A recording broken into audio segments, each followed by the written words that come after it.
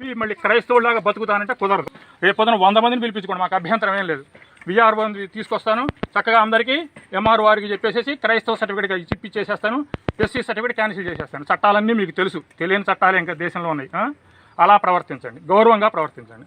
లేదు ఇళ్లలో చర్చిలు పెట్టుకోవడానికి వీల్లేదు, ఇక్కడ ఎవరికి పర్మిషన్ లేదు చర్చ ఇవ్వడానికి. 200 ఎకరాల కర్ణాటకలో కూల్చోతలు పారేశారు చర్చిలన్నింటినీ, పర్మిషన్ లేని చర్చిని. తెలిసిందండి, దేశంలో ఊళ్ళో 6 చర్చిలు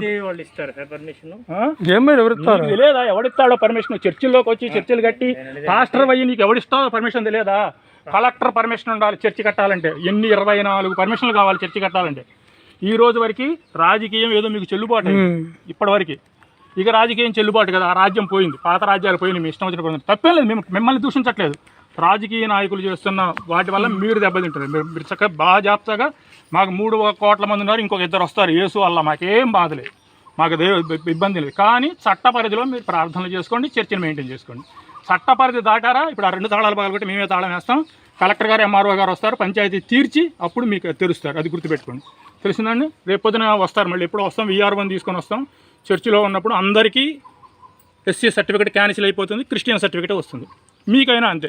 ఎవరికైనా ఉద్యోగాలలో ఉంటే గ్యారంటీగా మీకు ప్రతిబంధకం. ఓకే, మెయింటైన్ చేసుకోండి, జాగ్రత్తగా మెయింటైన్ చేసుకోండి చర్చిని. మాకు అభ్యంతరం ఏం లేదు. చర్చిని చక్కగా చూసుకోండి, యేసుక్రీస్తుని చెప్పండి, ఆయన దయాపరమే చెప్పండి. కానీ మతం మార్చడం రాజ్యాంగం ప్రకారం నేరం. ఇక్కడ ఇళ్లలో ఎవరి దగ్గరికి ఇంతవరకు ఇంటికి నేను ఎవరికి నువ్వు తెలియదు, అసలు రాకూడదు. నువ్వు అక్కడి నుంచి రావచ్చు, అవసరం లేదు. నీకు అక్కడ 15-20 కిలోమీటర్ల నుంచి ఇక్కడ ప్రార్థన చేస్తావు, ఇక్కడ చేస్తున్నట్టు అవసరం తనకు అంత అవసరం చెప్పు. నీకు యేసుక్రీస్తు భక్తులు ఉన్నాయి, చేసుకో, నీ ఇంట్లో చేసుకో. చర్చిలు లేవా కల్లూరులో? నాగాలాండ్, ఈశాన్య రాష్ట్రాలన్నీ క్రైస్తవ దేశాలు, కల్లూరులో చర్చిలు లేవా అంటున్నాను. కానీ వాళ్ళకి భారతదేశంలో మాకు కావాల్సింది ఇండియన్. ఈ దేశాన్ని గౌరవించేవాడు, కల్లూరులో చాలా చర్చి, దేశాన్ని గౌరవించేవాడు. ఈ దేశంలో మత మార్పిళ్లు జరిగి అనేకమైన రాజ్యాలు పోతూ ఉన్నాయి. కాబట్టి భారత రాజ్యాంగం ప్రకారం జరగాలి ఏదైనా సరే. మీరు రేపొద్దున క్రైస్తవులు అందరూ వచ్చి క్రిస్తాని వాడు ఎవడో వచ్చేసి దేశాన్ని ఆక్రమిస్తే మీరంతా అటు సపోర్ట్ చేస్తారంటుంది రాజ్యాంగం. అందుకని అంబేద్కర్ కూడా ఒప్పుకోలేదు, నా శవం మాత్రమే క్రైస్తవంలో చేరుతుంది అన్నాడు. నేను పొరపాటు కూడా క్రైస్తవంలో చేరినాడు అంబేద్కర్. మీ అందరికీ అంబేద్కర్ గారు పెద్ద గురువు కదా, మాకు గురువే.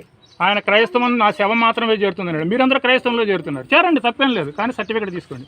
నేను ఒరిజినల్ క్రిస్టియన్. నేను రేపు పొద్దున మీరు ఎక్కడ ఉంటారు? కల్లూరులో.